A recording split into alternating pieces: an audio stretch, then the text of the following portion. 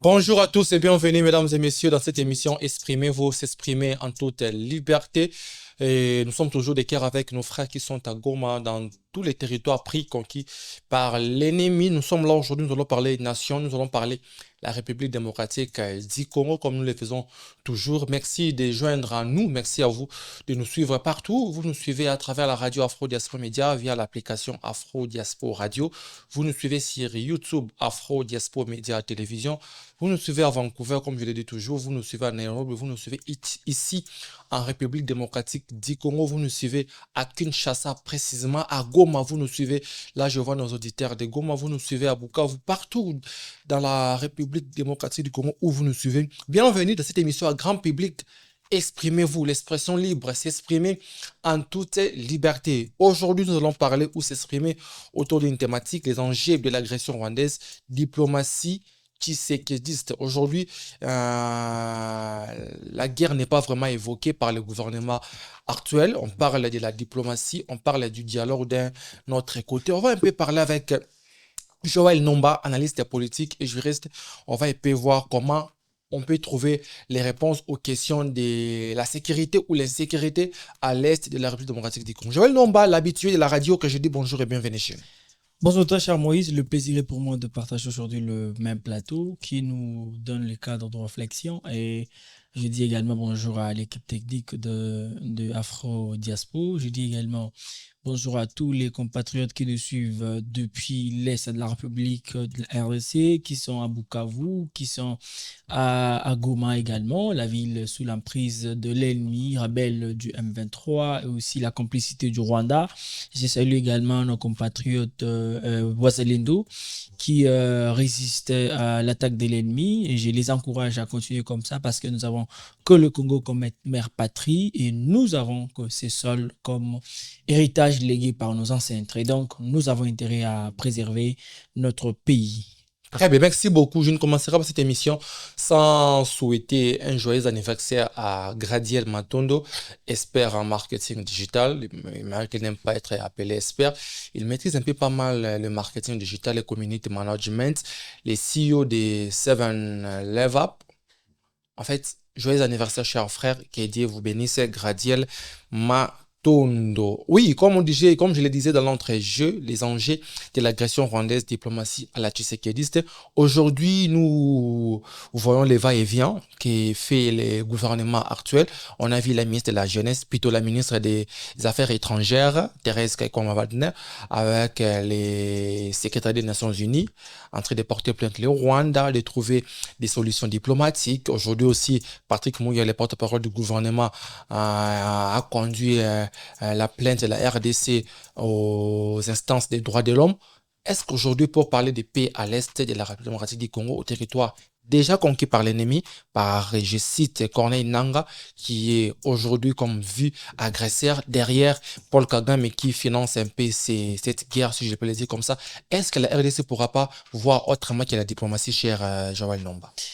Merci beaucoup, cher Moïse. Je crois que lorsqu'il y a des conflits entre les États, je crois que la meilleure solution d'abord qui est privilégiée, c'est la solution diplomatique. Certainement, chaque pays peut s'organiser de sa manière, organiser son armée, tout ce qui y va, mais la meilleure solution pour le moment, ce n'est que la solution diplomatique. Voilà pourquoi le président de la République lui-même va se rendre à je crois, en Tanzanie. En Tanzanie. En Tanzanie, oui. Pour les sommets de EAC SADC. Voilà. Donc, je crois qu'il y a des Congolais qui pensent que parce que le chef de l'État parlait d'une riposte rigoureuse, qui jusqu'aujourd'hui faisait allusion à la guerre. Mais lorsque vous lisez la Constitution, à son article 86 de la Constitution, très bien, il y a des modalités pour déclarer la guerre. Et donc, le chef de l'État, comme il pense préserver les vies humaines, il ne peut pas déclarer la guerre parce que la guerre, la date du commencement d'une guerre a été toujours connue, mais la fin n'a jamais été connue. Vous le dites très bien que le président préserve la vie humaine. À Goma, vous avez vu ce que le Rwanda a fait, pour ne pas parler du carnage. Ce que le Rwanda a fait, comment nos compatriotes sont tués. Aujourd'hui, les ministres de la communication évoquent 3000 morts. Est-ce que c'est ça une manière de protéger les vies de nos compatriotes à l'est du pays? Mais déjà, il faut signaler qu'il y avait déjà une faille au niveau de la sécurité de notre pays et au sein de l'armée. Très bien. Il y a eu des infiltrés qui n'ont pas possible et parce que déjà, le rebelle cohabite avec la population de Goma et la population de l'Est.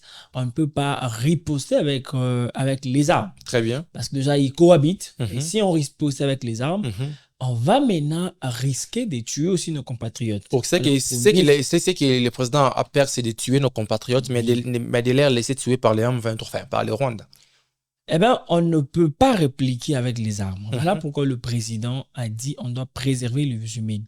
Pour préserver les vies humaines, on doit d'abord partir avec la route diplomatique. Si la route diplomatique ne répond pas, et donc nous allons voir autrement. Mais déjà, il faut se dire que la route diplomatique a déjà des signaux forts, ça est significatif parce que déjà le Rwanda a été cité devant la Cour pénale internationale. Également, il y aura audience aussi à la Cour suprême des droits de l'homme à Arusha avec le vice-ministre de la Justice qui a intenté une action de justice contre le Rwanda et les criminels Paul Kagame. Et le Rwanda doit s'assumer du point de vue judiciaire. Et donc, je crois que de cela, on va entamer des actions concrètes qui vont nous amener à avoir la condamnation du Rwanda et le retrait effectif de troupes rwandaises qui sont dans l'est de la RDC. Le Congolais qui est là, qui est utilisé comme une marionnette, Corneille Nangaa, qui aujourd'hui n'a pas puisé la sagesse dans la jurisprudence pendante des Mosée Laurent Désiré Kabila, qui s'est aussi accompagné par le rebelle du Rwanda et FDLR, parce que déjà, le FDLR existait à l'époque, mais il n'avait pas un leader congolais qui pouvait amener justement le Rwandais jusqu'à sur le sol congolais. C'est comme ça qu'ils ont utilisé Mosée Laurent Désiré Kabila à l'époque. Et Nangaa se détrompe pensant que le Rwanda commettra la même bêtise qu'il avait commise à l'époque de Mosée Laurent Désiré Kabila pour l'amener jusqu'à prendre le pouvoir. Si aujourd'hui Nangaa pense qu'il va prendre le pouvoir, en tout cas, c'est un rêve. En parlant de diplomatie, parce qu'on va aussi parler de Nangaa en question, on parlait de diplomatie, la RDC crie contre la communauté internationale. La RDC inflige même que la communauté interne, la complicité, allais-je dire, de la communauté internationale dans cette affaire. Et comment vous accusez cette communauté internationale des complices, mais vous revenez chez cette même communauté pour espérer des sanctions contre le Rwanda? Est-ce que ce n'est pas vouloir une chose et son contraire? Non, il faut déjà savoir que la communauté internationale ou encore l'Union européenne ne le fait pas de manière officielle, mais l'Union européenne le fait comme de recelaire. Ça veut dire qu'ils font passer Paul Kagame par devant comme l'acteur principal, mais ils sont derrière comme des recelaires. Ça veut dire Paul Kagame avec son armée, et ils vont venir au Congo pour piller le bien de la République, piller les coltons, piller le plutonium, piller le diamant. Et la communauté internationale ou encore l'Union européenne s'est fait maintenant passer pour dresser l'air. Voilà pourquoi nous venons par la grande porte pour dénoncer leur façon de faire, parce qu'ils les font, certainement ils les font en catimini, mais lorsque nous avons enquêté, nous avons trouvé que la communauté est derrière le Rwanda et derrière Paul Kagame. C'est comme ça qu'on crie devant les Big Five du monde qu'ils sachent. Nous crions devant cette même communauté. Donc, nous voulons les sanctions contre la communauté, entre parenthèses. Nous voulons les sanctions contre le Rwanda et que les gens qui soutiennent Paul Kagame puissent arrêter de soutenir Paul Kagame. Les gens qui apportent le soutien militaire puissent arrêter de fournir le matériel de guerre. Et c'est chez même gens-là que nous partons accuser. Nous accusons le Rwanda, c'est la personne qui finance le Rwanda. Vous ne voyez pas que c'est prêché dans les déserts. Non, voilà pourquoi je dis qu'ils les font d'une manière cachée. Et donc, nous allons discuter avec eux, les obliger à arrêter de soutenir le Rwanda, les obliger de cesser de fournir de l'aide au Rwanda, afin qu'ils viennent chez nous. Nous allons discuter sur un partenariat gagnant-gagnant. Qu'ils arrêtent de passer par la fenêtre, qu'ils viennent par la grande porte. Le Congo est ouvert à tout le monde. Très Le bien. Congo veut travailler avec tout le monde. Venez, nous allons travailler en partenariat gagnant-gagnant, éviter de s'aimer la désolation, éviter de tuer, de s'aimer la terreur à l'est de la RDC. Venez par la grande porte. Vous allez exploiter ce que vous voulez, mais à condition qu'il y ait un partenariat d'où nous allons gagner, d'où vous aussi vous allez gagner. Mais évitez de soutenir Paul Kagame qui est rebelle, qui jusqu'à aujourd'hui, pour lui, la vie humaine ne lui dit absolument rien, alors que la vie humaine est sacrée. Très bien. Les gens doivent comprendre cela. Et donc, les griefs qui sont mis à la charge de Paul Kagame sont déjà établis et c'est noir sur blanc. Mais nous avons intenté une action devant les instances compétentes pour justement respecter le principe du contradictoire parce que c'est un principe sacro-saint. Très bien. On ne peut pas enfreindre ces principes. Et donc, Mais- Paul Kagame, Mais les Rwandais, à l'époque, quand même, ils enfreint ces principes, c'est normal. Si c'est la RDC, nous devons suivre les principes. Est-ce que ce n'est pas aussi ça aussi notre échec, vouloir suivre des principes face aux personnes qui ne suivent pas des principes, qui fait tuer nos compatriotes à l'Est? non, il faut comprendre que pour le Rwanda a été accusé par la communauté internationale, je prends l'Union européenne. Là, le Rwanda a été accusé par l'ONU. Le Rwanda a été accusé. Il refuse ces accusations et il continue ses actes. Est-ce que nous ne devons pas aussi réformer notre armée, contre-attaquer le Rwanda ou rester toujours pleurnicher devant toutes ces communautés internationales pour espérer une paix qui jusqu'à aujourd'hui ça tarde à venir? Je crois que ce sont les deux parallaxes positifs qu'on doit quand même enjamber avec le pas. Premièrement, d'abord, nous avons emprunté la route diplomatique où nous allons résoudre le problème les conflits qui sont à l'est de la RDC ou encore dans la République entière. Il y a conflit à l'est. Discussion. Les conflits entre qui et qui? L'agression, bien sûr. Nous allons d'abord commencer avec la route diplomatique, mais aussi en retour, nous allons maintenant devoir réformer notre armée. Nous allons maintenant avoir une armée professionnelle, une armée qui sera à mesure de tenir. Mais je crois que cette armée est à mesure de tenir. Mais seulement, il y a des infiltrés. Lors de l'accord de l'Émirat de 2009-2012, il y a eu le brassage et mixage qui a été permis par le président Joseph Kabila, qui a permis à ce que les officiers rwandais puissent intégrer l'armée congolaise. C'est comme ça que les informations et nos positions sont deux fois vendues par les rebelles parce que ce sont les mêmes personnes qui sont à la commande de l'armée.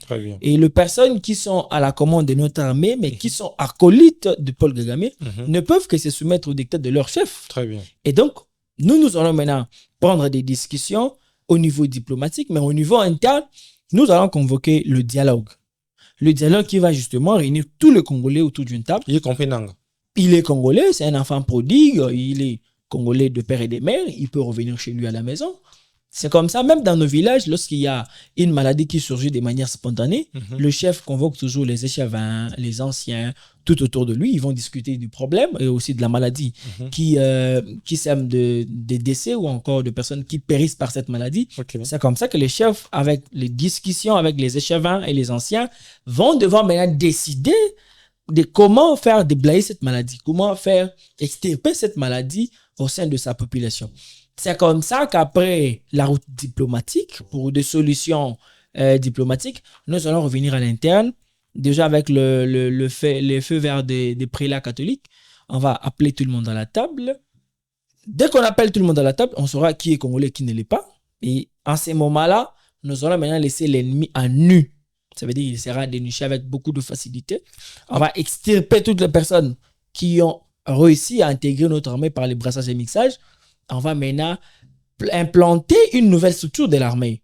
C'est-à-dire on place maintenant justement les Congolais à la tête de la commande. Ça veut dire qu'aucun Rwandais n'aura la commande au sein de l'armée. Parce que jusqu'à maintenant, cher Moïse, on ne doit pas s'évaluer des faces. Ce n'est pas aussi un secret des polichinelles. L'armée rwandaise a infiltré notre pays à un niveau inimaginable. Calculez-vous que les mercenaires qui étaient à l'est de la RDC, ils avaient suivi la déclaration du chef d'état-major ougandais, le fils du Yoweri Museveni, qui disait que les mercenaires qui sont à l'est du pays, dès qu'on arrive en 2025, au mois de janvier, vous ne le verrez plus. Et de là, moi, je soupçonne déjà une collaboration étroite entre les personnes qui détenaient la commande au sein de l'armée et aussi au sein de ces mercenaires. Le mercenaire, lorsqu'il est invité pour secourir une armée, c'est pour justement faire face à ce qu'un pays fait face, ça veut dire l'agression rwandaise dont nous sommes victimes. Le mercenaire devrait en principe Est-ce que c'était un bon choix? C'est aussi, aujourd'hui, nous sommes, comme disent beaucoup de Congolais, que c'est grâce au choix du président de la République que nous sommes aujourd'hui, prendre des mercenaires payés $8 000. Les soldats, nous savons, les militaires congolais, nous savons comment ils sont payés. Est-ce qu'ils ne devaient pas réformer l'armée au lieu de payer ces Roumains qui ont empoché beaucoup d'argent pour ne rien faire? Nous ne sommes pas le premier pays à faire appel aux mercenaires. Le Mali également l'a fait, mais le mercenaire qui était au Mali était russe et ils avaient respecté le partenariat. C'est comme ça qu'ils se sont battus pour justement chasser les ennemis du Mali jusqu'à nos jours. Au Mali, il y a la paix. Également au Burkina Faso, avec le président Ibrahima Traoré, qui a fait aussi appel aux mercenaires russes qui l'ont prêté main forte. Et nous également, on avait pensé que le mercenaire devrait nous faire courte échelle. Les mercenaires roumains. D'ailleurs, la Roumanie a vraiment une armée élitiste.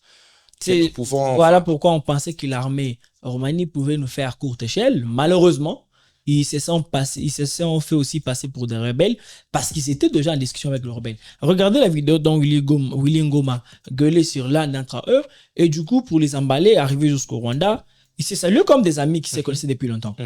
Comment expliquer que vous êtes venus pour nous prêter main forte, mais à un moment donné, vous collaborez avec le rebelle, vous donnez des salutations amicales. Très bien. On va y revenir, cher Joël Nomba. Si vous nous joignez en cours de diffusion, nous sommes Afro Diaspora Média. Cette émission, c'est Exprimez-vous. S'exprimer en toute liberté. Aujourd'hui, nous parlons sur une thématique qui est un peu vaste, les enjeux de l'agression rwandaise, la diplomatie à la Tshisekedi. Nous parlons ça aujourd'hui. Vous avez parlé du dialogue. Pour une paix durable, il faut un dialogue. Et vous avez dit que Nanga, c'était un Congolais. Ça ne sera pas un tabou de l'inclure dans les dialogues. Dans quelle position de force? Aujourd'hui, Nanga a une position de force parce qu'il occupe pas mal de territoires, y compris Goma. La RDC fait qu'il joue à la défensive. Nous avons tous suivi les présidents de l'Assemblée nationale Vital Kamerhe lors de la plénière dernière. Il a dit un autre territoire vient d'être occupé par les M23 à 40 km de Bukavu. Aujourd'hui, Nanga a sa position de force. S'il faut dialoguer, quand on parle de dialogue, on voit les intérêts mis sur table. Chacun voudra que ses intérêts soient respectés. Le président a dit qu'il va dialoguer, mais il ne va pas vendre les pays. Comment dialoguer et sans vendre les pays? Comment mettre Nanga d'accord sans pour autant respecter ses engagements? Enfin, ses engagements qui est, entre guillemets, déclarés menés, je ne sais pas si c'est ça, mais il a aussi ses propres engagements. Comment le président va contourner les engagements de Nanga pour remettre la paix à l'est de la RDC? Alors, pour contourner il y a aussi Kagame qui voudrait aussi prendre sa part. Pour contourner les engagements de Nanga, il faut justement avoir une discussion avec le Rwanda, également Paul Kagame, ça veut dire le président de la République démocratique du Congo, aura une discussion face à face avec Paul Kagame. C'est de là qu'on va maintenant chercher à savoir qu'est-ce que nous avons comme dette de Paul Kagame. Mais il a eu pas mal de discussions avec Kagame. Il a même invité Kagame sur le stade de Mati. L'UDPS a chanté pour Kagame. Yonanobu à Kagame. Tshisekedi a pas mal parlé avec Kagame, mais ça n'a rien sorti de bon. Pensez-vous que cette fois-ci, ça sera différent des autres fois? Bon, déjà, je ne prends pas l'avocatorisme de Tshisekedi, mais il Oui. faut comprendre que Tshisekedi, lorsqu'il est arrivé au pouvoir, dans le besoin de donner la paix à l'est de la RDC, c'est comme ça qu'il s'est dit, Paul Kagame, c'est un humain, c'est un frère, c'est un pays voisin. Nous n'avons pas choisi avoir le 9 pays limitrophes, mais c'est Dieu qui a fait à ce que nous ayons le 9 pays limitrophes dont Paul Kagame fait partir. C'est comme ça qu'il a dit, parmi tous mes voisins, le seul voisin qui a ses soldats à l'est de la RDC n'est que Paul Kagame. Et donc, moi, j'appelle ses voisins à venir avec moi à la table. Nous allons discuter qu'est-ce qui a causé ce problème. Qu'est-ce qui t'a poussé à amener tes troupes à l'est de la RDC? Ils ont Qu'est-ce que causé les régimes passés t'a donné? Qu'est-ce que le régime passé t'a fait pour que tu mettes tes troupes à l'est de la République? C'est comme ça que Tshisekedi, avec la bonne foi qu'il avait montré à l'époque, a été ouvert avec Paul Kagame. Très bien. Mais en revanche, Kagame n'a jamais été de bonne foi. Kagame s'est livré toujours à ces pratiques macabreuses de tuer à l'est du pays, s'aimer la terreur, s'aimer la désolation, toujours en pillant le bien de la République. Je ne sais pas pourquoi il le fait. Parce que, déjà, il faut savoir qu'au Rwanda, il n'y a pas d'école temps. mais il a été proclamé le premier pays producteur de coltan. Moi, je me demande comment ils font pour proclamer quelqu'un qui sème la terreur et qui vole, qui pille le bien de notre pays, et vous lui proclamez premier pays producteur de coltan. Vous êtes un très bon analyste. Vous avez épinglé quelque chose ici que le président fait voir sa bonne foi au président rwandais pour régler les problèmes à l'amiable. Mais Kagame a toujours contourné cette logique en s'attaquant militairement à l'est de la République démocratique du Congo. Est-ce que cette fois-ci, qu'est-ce qui rassure que Kagame va maintenant respecter les dialogues? Il ne l'a jamais respecté. Nous l'avons vu le 15 décembre, c'est le 15 janvier ici, au sommet de Luanda. Il n'a jamais mis ses pieds. Il a bafoué toutes les voies diplomatiques. Et aujourd'hui, le gouvernement actuel, la République démocratique du Congo, veut poursuivre les voies diplomatiques pour retourner la paix à l'Est. Qu'est-ce qui rassure au gouvernement que cette fois-ci sera la bonne, que cette fois-ci, Paul Kagame va respecter les voies diplomatiques pour que la paix revienne à l'Est de la République démocratique du Congo? Déjà, il faut comprendre que nous sommes dans le dernier virage, d'où toutes les instances et aussi toutes les organisations internationales se sont motivées et crient. D'ailleurs, j'ai suivi l'allocution d'Antonio Guterres qui demandait, pas demandait, qui obligeait au Rwanda de retirer ses troupes à l'est de la RDC. Le Rwanda qui ne retire toujours. Ça veut dire que nous sommes dans les derniers virages. Lorsque Paul Kagame, les criminels, va s'entêter, qu'il sache qu'il va assumer tout ce qu'il arrivera. Sur le point diplomatique, sur le point judiciaire, sur le point militaire. Vous savez, nous ne sommes pas faibles. Il faut déjà signaler ça, Sir Moïse. Le Congo n'est pas faible militairement. Nous sommes forts, mais seulement nous voulons préserver les vies humaines. Ici, il faut d'abord signaler que nous n'avons pas un problème en commun avec le peuple rwandais, mais nous avons un problème avec les dirigeants rwandais. Ça veut dire, pour préserver les vies humaines, on préserve les vies des Congolais, également les vies des Rwandais. Parce que si aujourd'hui on déclare la guerre au Rwanda, ça ne peut pas poser problème, c'est pas un tabou, parce que la Constitution le prévoit déjà en son article. Donc nous avons peur de tuer les Rwandais et Kagame n'a pas peur de tuer les Congolais. Préserver les vies humaines, ça veut dire préserver les vies des Congolais et également de Rwandais, parce qu'ils sont humains. Mais quand Kagame tue, nous ne préservons pas. 3000 morts, nous n'avons pas préservé. Ce n'est pas pour ça qu'on doit aussi répliquer directement. On doit suivre d'abord. Le président sud-africain Cyril Ramaphosa a rendu compte à la nation sud-africaine, permettez-moi la tautologie, pour 10 militaires décédés au front ici en RDC. Nous avons perdu pour cette fois 3000. Et selon Patrick Mouya, le ministre de la Communication et des Médias, les bilans continuent. C'est d'abord un bilan provisoire. Vous avez parlé de préserver la vie humaine et des Rwandais et des Congolais. Mais Kagame, en attaquant, en faisant des brassages là-bas à l'est, à Goma, il ne préserve pas des vies humaines. Il voit ses intérêts. Pourquoi nous ne devons pas aussi aller tout droit au but? Au lieu de rester, on préserve, mais nous perdons nos compatriotes. 3000 morts pour aujourd'hui, sans compter des viols, sans compter des blessés, sans compter des déplacés. Est-ce que c'est ça, préserver la vie humaine? Voilà pourquoi je vous dis que nous sommes dans les derniers virages, dernières bifurcations. Et lorsque cette dernière bifurcation ne répondra pas exactement à nos attentes, c'est là que la guerre sera. On va maintenant opter pour la route de la guerre parce que cela est prévu de manière constitutionnelle. C'est pas un tabou. Cher Joël, non, mais je dis toujours, ici c'est Afro Diaspora Média, c'est toujours la maison. Nous discutons comme la maison, comme à la maison, nous discutons nation. La diplomatie que nous louons aujourd'hui, il faut que la diplomatie d'abord échoue. S'il faut très bien vous interpréter, il faut que la diplomatie échoue avant de voir les voies de la guerre. Est-ce que la diplomatie aujourd'hui réussit?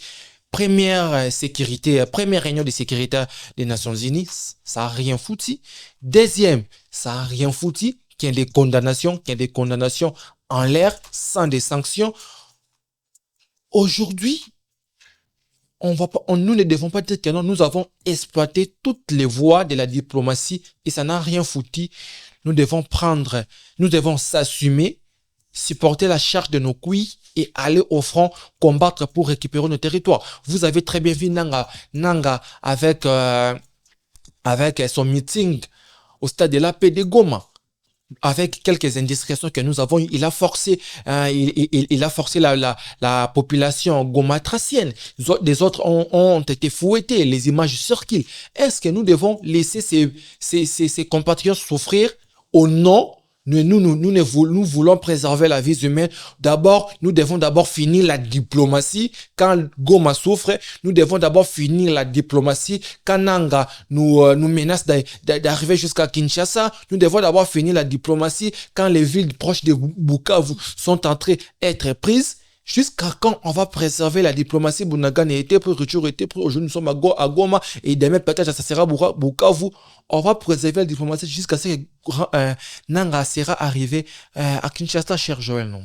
Cher Moïse, il faut comprendre déjà, tel que je venais de le dire, nous Allons-y. sommes dans notre dernière bifurcation. Mhm. Ce n'est pas pour dire que lorsque nous n'attaquons pas directement qu'on est faible non Ok. plus, mais seulement nous voulons laver nos mains. En tenant la communauté internationale en témoin, nous prenons également l'Union européenne en témoin dans cette démarche diplomatique, parce que tout ce que nous allons faire après toutes les démarches diplomatiques et juridictionnelles, si cela ne répond pas, ça veut dire que la communauté européenne, toutes les instances ne doivent pas venir sur nous pour nous dire, écoutez, vous avez commis le génocide au Rwanda. Nous sommes capables de le faire, mais préservons d'abord la route diplomatique. Non, nous avons d'abord peur Nous de n'avons pas. la communauté internationale. Il faut comprendre que Tshisekedi n'est pas un pétochard. Il s'assume Mhm. et il a emprunté la route diplomatique. Moi, je ne suis pas son avocat, il faut Mhm. bien le signaler. Oui, oui. Mais je suis un compatriote Très bien. qui analyse la Bien fait. situation politique de manière indépendante. Très bien. Et donc, Tshisekedi a emprunté la route diplomatique justement pour préserver les vies humaines. Et nous devons d'abord obtempérer et voir comment les routes... Parce que ce n'est pas pour longtemps. En obtempérant, nous Je avons vous eu donne- 3000 morts. Je vous donne 2 semaines. Mhm. Nous ne parlons plus de cette guerre-là qui est le Rwandais vont se retirer et Mais personnes, Vous savez pourquoi j'ai souri? les Vous avez personnes les mêmes paroles du responsables, président de la République. les personnes responsables vont répondre de manière juridictionnelle à leurs actes. Les personnes qui ont tué à l'Est doivent répondre, qu'ils soient Nanga ou qui que ce soit. Parce que Par quelle voie? Non. Et d'ailleurs, je profite de l'occasion pour dire à M. Corneille Nanga, M. Corneille Que Nanga, vous avez qualifié de Congolais, non, il est toujours, c'est un il peut Congolais- toujours revenir. c'est un Congolais qui ne joue pas la sagesse, mais il a été trompé par M. Paul Kagame, M. Corneille Nanga. Avec toute humilité, avec toute sagesse, je vous demanderai de prendre déjà fuite de là où vous êtes, à reculer derrière, parce que la République viendra avec force. Sachez bien que La République riposte est vient- rigoureuse que nous attendons. La République vient avec force. Si vous êtes malin, vous devez fuir, fuyez la rébellion, fuyez la rébellion. Parce que la République arrive. Parce que lorsque la République arrive, c'est pour dévorer. Lorsque la République arrive, c'est pour dévorer toutes les personnes qui ont semé du mal à la République. Et Paul Kagame sera en danger, je vous l'ai dit. Très bien. Merci beaucoup, Joël Nomba, auditeur et internaute. Nous sommes vraiment à la fin de cette émission. Et cette émission tellement intéressante, mais on va finir, on va descendre par cette question. Nous avons suivi les meetings de Corneille Nanga à Goma et la réaction de la population gomatracienne que Kinshasa aujourd'hui se désapprouve. Et comment vous les jugez? La population gomatracienne qui envoie Nanga arriver jusqu'à Kinshasa pour, entre guillemets, libérer le pays. Comment vous jugez ces messages de Nanga et cette réplique de la population de Goma? Mais déjà, il faut comprendre que cette population vit sous la menace tyrannienne et ils ont été contraints à arriver au stade de l'unité, d'où, lorsque tu arrives au stade, on te remettait le jeton et le soir, les rebelles sont passés de maison en maison. Si tu n'as pas de jeton, on te fouette, ça veut dire tu mets ta poitrine sur terre et puis on te fouette. Je crois que la population gomatracienne a fait tout ce qu'elle a fait hier sous pression de la tyrannie ils de étaient rebelles. aussi contraints à dire qu'il faut arriver jusqu'à Kinshasa. Mais ils n'avaient pas le choix. Ils étaient encerclés avec des armes. Ils n'ont pas d'armes. C'est une population purement civile. Ils n'ont pas d'armes. Ils ne pouvaient que se rendre là parce qu'ils ont vu comment leurs frères ont été martyrisés. Parce qu'il y a eu des personnes qui ont essayé d'ouvrir leur maison pour dire, mais écoutez, moi je vais vendre parce que je dois chercher à mettre sous la dent, je dois chercher à nourrir mes enfants.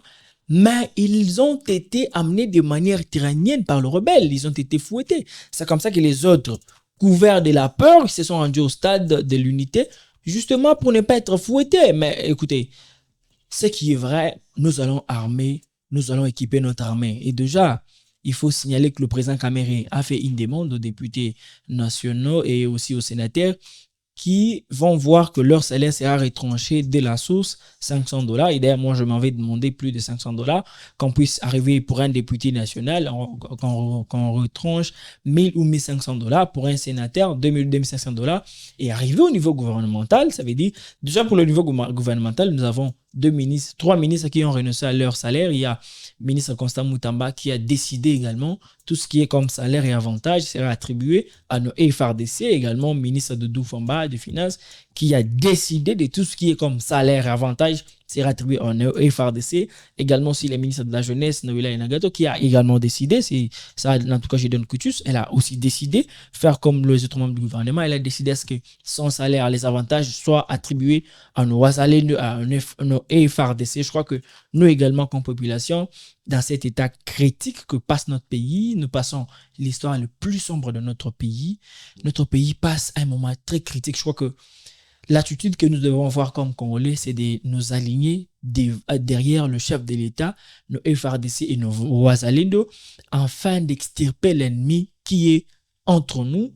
Et nous allons vaincre cette guerre. Cher Moïse, retenez cette date.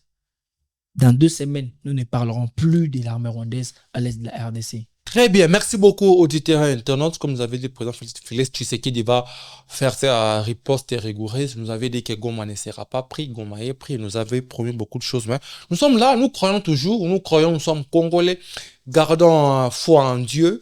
Je crois que le Goma sera libéré. Goma sera libéré de l'esprit de Kagame. Goma sera libéré des troupes rwandaises. Goma sera libéré de tous ces démons comme Nanga, Bisimwa et peu importe. Nous sommes là, soutenons nos compatriotes qui sont à Goma. Vous aussi, les autorités, montrez une bonne foi. Arrêtez un peu des aventures là, de copier-coller des discours. Arrêtez des aventures là, de faire des trucs qui n'envoient pas un message de solidarité, de force à la population congolaise. On se limite aujourd'hui. Il y a un dernier mot. Je crois que tout a été dit. On se limite aujourd'hui, chers auditeurs, chers internautes d'émission, être à votre disposition. Merci beaucoup d'être depuis le début pour nous suivre sur cette émission. Exprimez-vous. On se verra les jeudis prochains. Les jeudis prochains, on se voit ici. On va recevoir l'honorable Sylvain Kaninda pour parler toujours des questions sécuritaires qui fait aujourd'hui la une de l'actualité en République démocratique du Congo. Que Dieu garde la République démocratique du Congo. Que Dieu garde le peuple congolais. On se voit à la prochaine.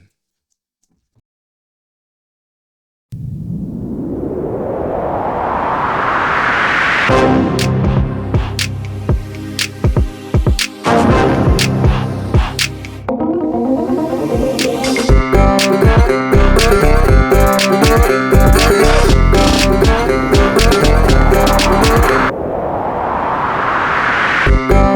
you.